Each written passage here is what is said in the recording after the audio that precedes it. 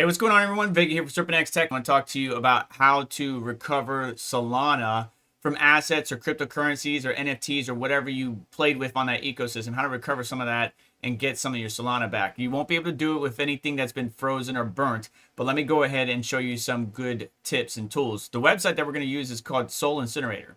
It's soul-incinerator.com. Don't go to the fake ones. I believe there's another one out there, but I like Soul Incinerator. And we're going to need to connect our wallet. First off, let me get out of your way and show you how to connect your wallet to this website. When you first come to the website, you're going to click on Connect in the top left. Now, if you don't have the Phantom Wallet extension on your browser, please go ahead and grab that. I'll make sure to link it down in the store or down in the description.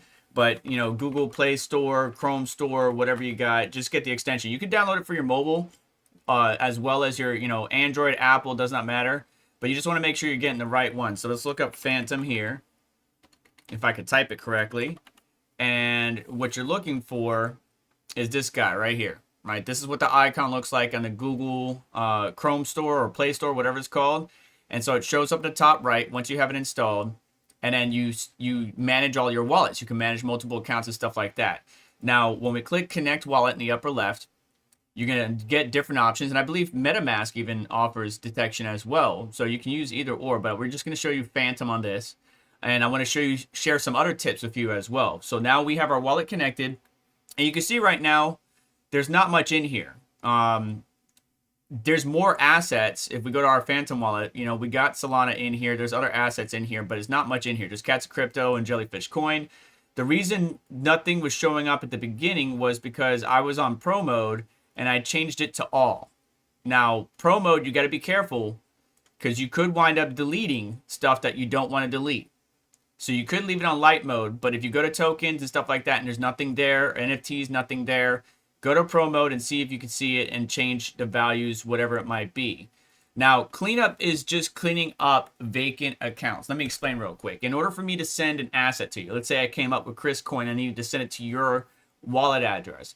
It would need to create an account first before it can deposit the funds in there. So when you're doing airdrops, right, each person you're sending to has to have an account created for that asset, for that token, for whatever that particular project name is. And that actually costs money. And I showed you in the past, when you create a Solana token, how you can do that and how you can save on fees and stuff like that. There's even some automated programs. But just note that costs money to create an account and then send the funds to a particular wallet. And every time they do that, you get an account, which is why we have 38 accounts showing right now on just this wallet. I have some wallets with over hundreds of accounts created because I dabbled in some degen type stuff. But we're going to go to tokens, and you can see that when I select the token, over on the right hand side, I'm going to get 0.002 Solana back if I were to burn this token. But that's not a lot, right? Look at the value of the token, right? $74 right now. What is 0.002 Solana? Well, let's go look it up. Sol to USD, 0.002. It's only 40 cents. So be careful because you could wind up just throwing away your Solana, throwing away some of that money. I could do the same thing for Jellyfish Coin. It's only $14, but I'm going to get 0.002. Now, that's kind of a theme building here, right? It's always going to be 0.002 when it comes to a token. So let's say that this token, for example, was not even a penny, maybe less than a penny.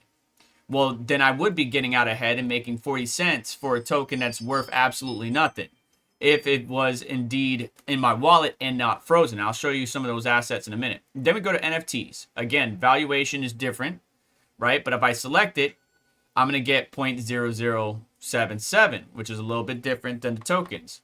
That's only $1.53. compared to what the value of this NFT is valued at right now. So you just got to be careful. You can use it to clean up and gain some Solana back, but you want to do it for assets or tokens that kind of like, bombshelled, didn't do anything. Maybe it's not worth anything. You can at least get some Solana back. Just don't kill, some of your tokens or projects or assets that are actually valued a lot higher than what Soul Incinerator is giving you. Now, looking at CNFTs, these you get a lot of these, right? And even if I select all of them, I'm not going to get anything for them. And you can only select so many at one time. And you can see I got a lot. We can only select 30 at one time. But if I scroll down, look how many we got. And those are just people trying to scam you, right? They're trying to give you these NFTs. trying to get you to, click their link, go to their website, claim your, 5,000 cloud. Hey, send 200 USDC on this, or participate with this app and you'll get 5,000 Jupiter. You got to be very careful. But if you want to clean it up, it's not going to cost, it's not going to give you anything in return. So you're not making any SOL off of it, but at least you're cleaning up your wallet of all this bullcrap. Then domains, you'll see here if you have any, but most people will not. LP, this is the one that will mess you up. If you created an LP, if you created a liquidity pool, and you burn this, you can no longer manage that liquidity pool. So this one's Radium. So I would go to Radium, and I can manage my liquidity pool. I can add, I can subtract, I can do all kinds of stuff. Matter of fact, let me show you that real quick. So here on Radium, we got to make sure that we're connected to the same wallet. So we're going to click connect in the upper right, click Phantom. And if we go to liquidity, or excuse me, my portfolio, you can see that I have a liquidity pool. So if I were to burn this LP token, so to speak, I would no longer be able to manage this liquidity pool for Jellyfish that I created a long time ago. And you got to be very careful of that. Once that's burned, it's gone. Now, on the contrary, the best way to generate on a new project is to create the liquidity pool and burn it. So nobody has access to it. That shows the community that, hey, we are in it for the long haul. We have no way of accessing, managing, whatever it might be. And that adds a little bit more security. And there's a bunch of tips that I could give you, but that's in my full-blown video on creating a Solana token. You can check that out. But I just want you to know that if you burn this LP, you can no longer manage it or access it. Now, this is not the main LP for Jellyfish Coin. That is Brandon Coin and his team. But I created one separately to try to add additional avenues for people to get engaged and participate in the Jellyfish token ecosystem. But this is just one wallet.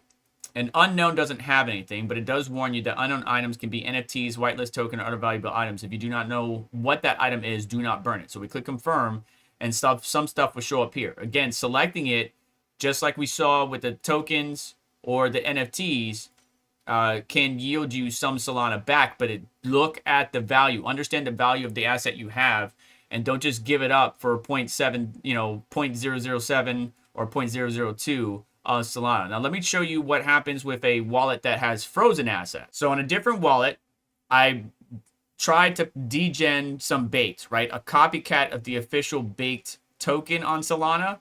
And I tried to degen. I did make some money off of it, but not a lot. But you can see it's frozen. What they did is the owner of the asset, the owner or the creator of the asset, was able to freeze accounts and wallets instantly. So if you bought in thinking that you were going to be able to sell at a high, you're wrong, because you didn't look and see what the permissions were first. Sometimes the bot, which is what happened here, will just run into things and not check. And the newer bots have a way of checking to see if the owner relinquished the capability to freeze or manipulate the token or project and the metadata. In this case, I lost, right? So now I can't click these. And if I were, I would be able to get 0.002 Solana back. We could clean up the 49 accounts that are on here. They won't do anything. Like, you're not going to make any Solana or anything like that, but it could help you clean up your wallet. But cleanup identifies opportunities for you to receive SOL from various Solana processes, such as reducing storage, closing unused accounts, and so on. The operations on this tab are safe and perform and will never burn or destroy NFTs or tokens. Cleanup is 100% safe to use. It does not burn any items. Closing token accounts is reversible operation, resizing NFTs, stuff like that. So what happens if you close out these accounts and you want to still participate in that token? Well, guess what? It's going to cost money to recreate a new account for you to play around with that token. Again, every token that you have in your wallet needs an account created for you to be able to utilize it, get it, receive it, whatever it might be. Same thing when you go to send it. When you go to send it to somebody, it's going to create an account for that asset. So we could clean up. It's not going to hurt anything on this wallet. I don't have any Solana in here, so we could probably play around with it. You can see I have no NFTs. The only tokens in here are, frozen. So if we go to see NFTs, if I select all, again, we can only select 30 at one time, and I click burn. These are all the ones that it's going to burn, confirm, and it's creating transaction. We're burning all these crappy NFTs that I, don't really care about. The transaction may fail due to insufficient Solana. So you do have to have some Solana in there. And if it costs you more to burn these items, you might as well just leave it alone. But if the asset or token or NFT is going to net you more value, more Solana than what it's worth, you can use the Soul Incinerator to gain and reclaim some Solana that you would have lost otherwise. And it's just a cool little thing to use. Again, you got to be very careful and understand that you don't want to burn your LP, right? You don't want to mess up. I've seen people do this, and we've seen memes made out of it. If you didn't intend to, right? If you're not the project owner and you're just adding your own liquidity pool and you're trying to help out the project by adding additional highways or avenues for people to get on ramps, then, you know, burning your LP could wind up hurting you than help you. In some cases, the project owner will want to do that, but just be mindful. Look at the value of the asset that you have. If it's nothing, absolutely nothing, and you can get 0.002 Solana from it, go for it. Get some Sol back, clean up your wallet, and keep it secure. Now, another thing that I want to show you before I let you go is always disconnect your wallets. Always, always, always disconnect your wallets from any application. On top of that, if you go to Phantom, as I showed in the past, you should be able to manage and remove any connected sites. So if I click on my icon in my Phantom wallet, go to settings, you can see active networks, connected apps, all that stuff. Go to connected apps and remove anything that you don't want, right? In this case, Soul Incinerator has been removed. Radium.io, I trust. Jupe.ag, I trust. But I could always reconnect it later on. It doesn't hurt anything. So if I disconnect it, I disconnect it. But it's always good practice to always disconnect your wallet immediately once you're done, and also disconnect any connected apps to your wallet when done, especially in this day and age where people are just getting jacked left and right. Be smart out there, take care of yourself, and if there's an opportunity for you to get some Solana back on a product that failed, Soul Incinerator is one way to do that. There's probably many others out there, but I just wanted to share this tip with you out there. And I'm sorry this video was supposed to be quick, but it turned out to be a long-form explanation. Do me a favor on the way out. Hit that like button. Make sure to get subscribed. Hit the notification bell to stay up to date. And as well as check out additional links in the description. Help support the channel and what we do here. And I'll catch you next one. Take care.